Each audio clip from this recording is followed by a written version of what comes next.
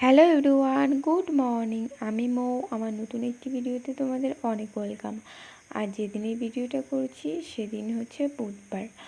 আর সকাল তখন বাজে এই 7টার মতো। তো ঘুম থেকে উঠে চলে গিয়েছিলাম বাথরুমে। তো ফ্রেশ হয়ে এই যে ঘরে এসে পড়েছি। আর জানো তো, সামনে শনিবারেই তো জামাই ষষ্ঠী।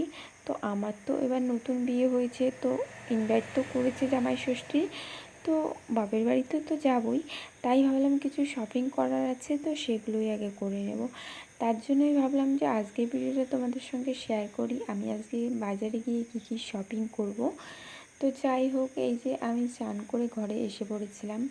তো ঘরে এসে এই যে ক্রিম লাগিয়ে নিলাম আর চুল আঁচড়াচ্ছিলাম।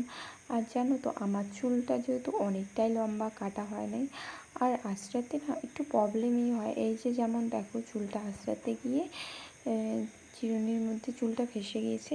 এটাই না সত্যি অনেক বিরক্ত লাগে বড় চুলের। তো একবার ভাবি যে কেটেই ফেলবো, কিন্তু তারপর না চুলগুলো দেখে মায়া হয়ে যায় আর কাটতেও মন চায় না। আর তারপর চলে এলাম ঠাকুর ঘরে। আর আজকে দেখেছো বাবা কি সুন্দর জবা ফুলগুলো নিয়ে এসেছে অনেকগুলো। তো সেগুলো দিয়ে ঠাকুরকে মন ভরে পুজো দিতে শুরু করে দিলাম। আর এই জবাটার নাম কি বলে আমি ঠিক জানি না, তোমরা জানলে অবশ্যই কমেন্ট করবে। তারপরে আমি চলে এলাম ঘরে ঠাকুর পুজো দিয়ে। তো আজকে না আমার বরের একটু তাড়া ছিল, তাই না বিছানাটা গুছোয়নি। প্রতিদিন তো সেই গুছিয়ে দেয় বিছানাটা, আমার আর উঠাতে হয় না। তো আজকে যেহেতু ও সকাল সকাল বের হয়ে গিয়েছিল, তাই আমি বিছানাটা উঠিয়ে ফেললাম। আর ভাবলাম যে এটাই আগে উঠিয়ে নিই, নাহলে না আমার ভালোই লাগে না বিছানাটা যদি অগোছালো থাকে। তো যাই হোক, তারপরে আমি চলে এলাম রান্নাঘরে। আর এসেই দেখছি যে মাম ভাত আর ডালটা বসিয়ে দিয়েছে। আর আজকের দিনটা যেহেতু বৃহস্পতিবার ছিল, নিরামিষ আমাদের খাওয়া হয়। তো আমি তারপর ভাত ডালটা করার পরে আরও দুটো ডাঁটা সবজি আর কচুর লতি এগুলো করব। তো সেগুলোই এক এক করে চলো করে নিই। আর নিরামিষ দিনে না আমি শুধু ভাবি যে আজকে কী রান্না করব। কারণ না নিরামিষ জানি না কেন শুনলেই মানে ভাবনায় পড়ে যায় যে নিরামিষ আর কী খাওয়া যায়। কিন্তু আসলে সেটা না, নিরামিষে কিন্তু অনেক কিছুই না খাওয়া যায়।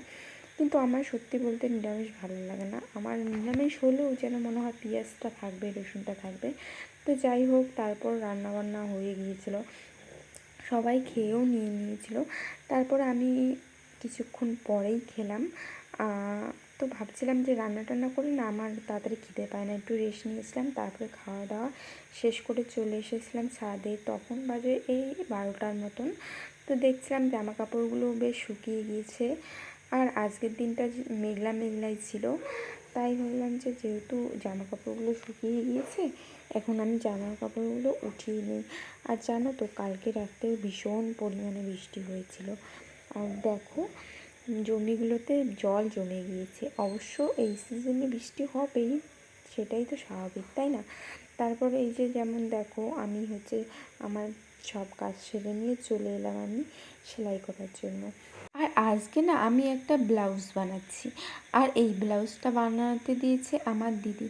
আর অবশ্য আমি কালকেই অনেকটা করা হয়ে গিয়েছিল। তো আমার কাজটা সেরে টেরে না আমার যতটুকু টাইম থাকে, এই 12টার থেকে মনে করো 1:30 2টো পর্যন্ত আমি কিছুটা টাইম সেলাই করি। তো সে কালকেও করেছিলাম, কালকে অর্ধেকটা হয়ে গিয়েছিল, তারপর না রেখে দিয়েছিলাম। তো আজকেও এই 12টার পরে যখন সব কাজ শেষ হয়ে গিয়েছিল, তখন ভাবলাম ফোন তো পরেই দেখা যাবে, আগে একটু ব্লাউজটা কমপ্লিট করে নিই। এই যে যেমন দেখো, আমার কথা বলতে বলতে তোমাদের সঙ্গে সুন্দর ব্লাউজটাও বানানো হয়ে গিয়েছে। কেমন হয়েছে অবশ্যই বলবে ব্লাউজটা। তো এই যে আমাকে কোনো ডিজাইন দেয় নাই।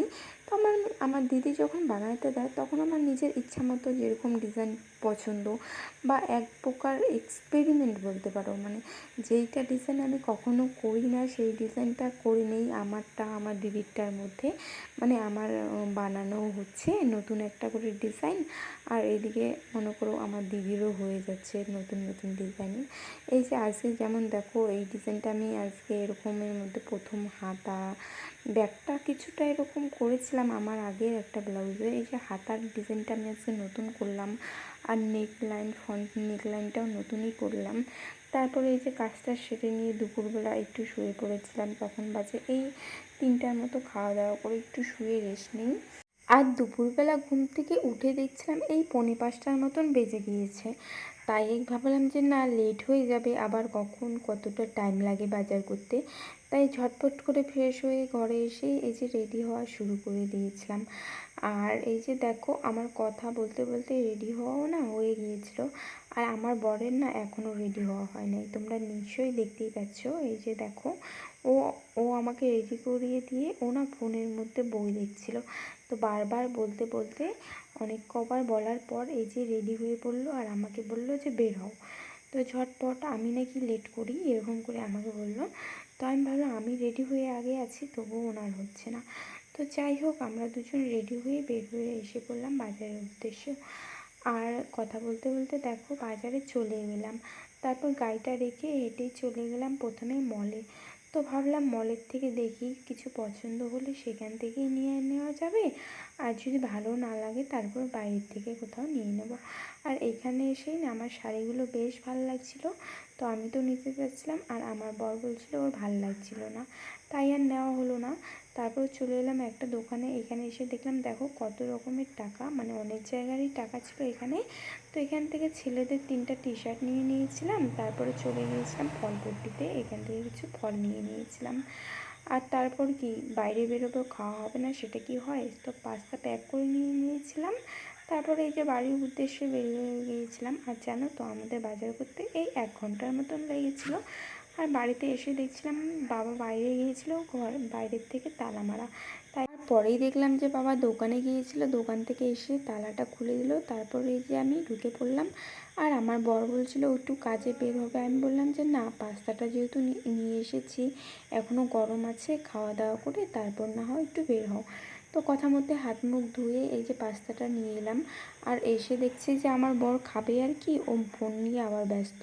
তাই আমি ভাবলাম যে না, আমি একটা খাইয়ে দেই, তাহলে ও টেস্ট পেলে একাই খেয়ে নেবে।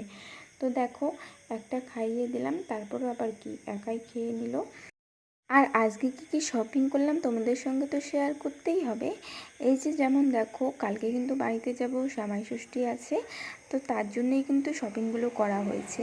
এই যে এখানে 3টি আমি টি-শার্ট নিয়েছি, কেমন লাগবে অবশ্যই কিন্তু জানাবে। এই যে 3টি 3 কালারের টি-শার্ট নিয়ে নিয়েছি।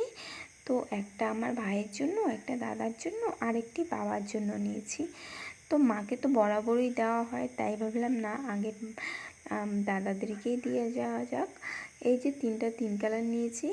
আমার কিন্তু বেশ ভালো লাগছে কালারগুলো দেখতে, হালকা হালকার মধ্যে। আর জানো তো, এই যে দেখতে পাচ্ছ এই কালারের পিসটা আমি নিয়েছি।